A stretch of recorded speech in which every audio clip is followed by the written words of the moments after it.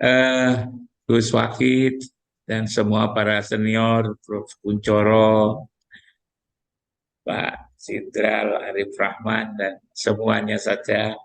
Saya mungkin menambah pandangan saya sedikit, Gus Wakid, kaitan puasa dan perubahan ini.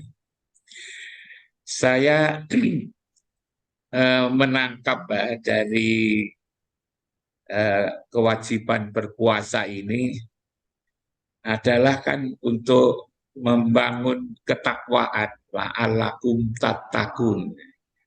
Maka pertanyaan yang harus dijawab menurut imat saya adalah siapa sih sebenarnya yang bisa secara operasional, ya, gampang dipahami tentang takwa ini. Saya merasakan bahwa takwa ini adalah adanya keselarasan antara suara hati nurani, apa yang disampaikan secara dengan lisan, dan perbuatan. Kayaknya ini sederhana, keselarasan antara suara ruhani, suara batin, ucapan, dan perbuatan. Problem kita dalam kehidupan ini kan sebetulnya di sini, ya. Seringkali apa yang ada dalam batin kita ini berbeda dengan yang diucapkan, juga berbeda lagi dengan apa yang dikerjakan. Kalau kita rasakan, ya, kalau kita ngomongkan tentang apa yang terjadi di kita, ya, mulai dari pimpinan berbagai level itu kan tidak ada keselarasan ini. Kalau begitu menselaraskan suara batin, lalu apa yang diomongkan, apa yang dikerjakan itu lalu kan jadi berat sekali. Maka ini menjadi sumber problem. Suara hatinya sebetulnya bagus, sebab suara hati itu kan bisikan-bisikan dari ilahi. Tapi ternyata ini juga tidak bisa berwujud.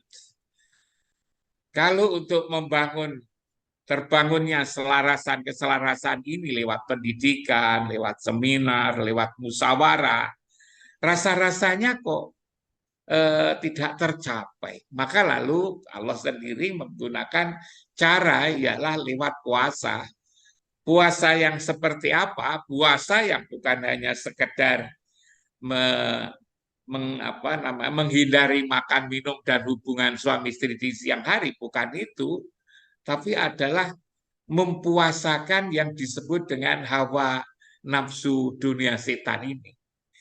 Dan kalau puasa ini berhasil mempuasakan hawa nafsu, maka sifat-sifat mulia yang ada pada nurani ini, ialah sidik, amanah, tabligh, dan fatonah, itu bisa terbangun dalam diri setiap manusia itu.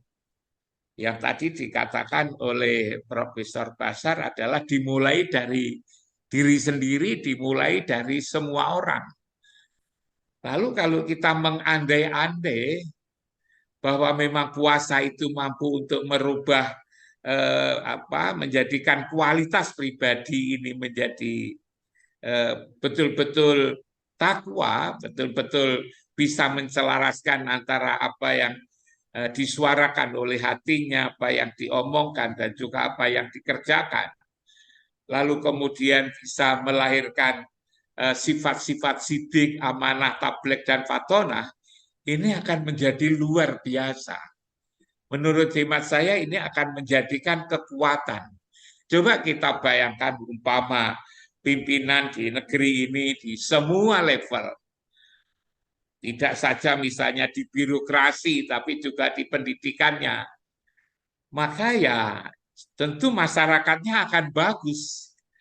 Prof. Kuncoro lalu menyuarakan moral, ya, seperti yang saya ikuti di YouTube itu kan persoalannya kan persoalan moral ini sebenarnya.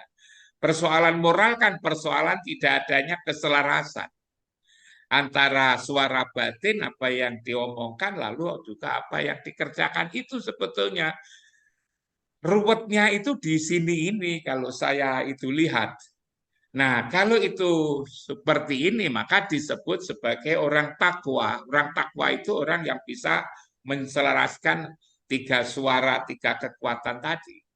Apalagi kalau disebutkan tidak sekedar takwa, tapi haqqatu qatihi. Yang benar-benar bertakwa. Itakullah haqqatu qatihi. Wala tamudunna illa wa antum muslimun. Yang benar-benar takwa itu seperti apa? Kalau bulan puasa itu kan memang bulan spiritual, maka di samping puasa juga banyak melakukan sholat-sholat sunnah.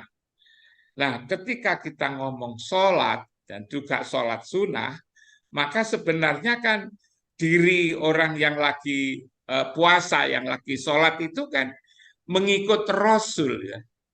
Dikatakan kalau di Quran itu kan atiullah wa ati usholah wa atu zakah wa atiur rasul.